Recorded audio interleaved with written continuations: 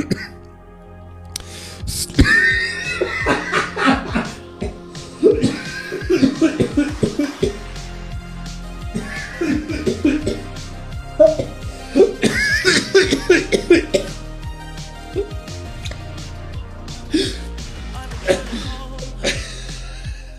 been on my own for long enough. Maybe you can show me how to love.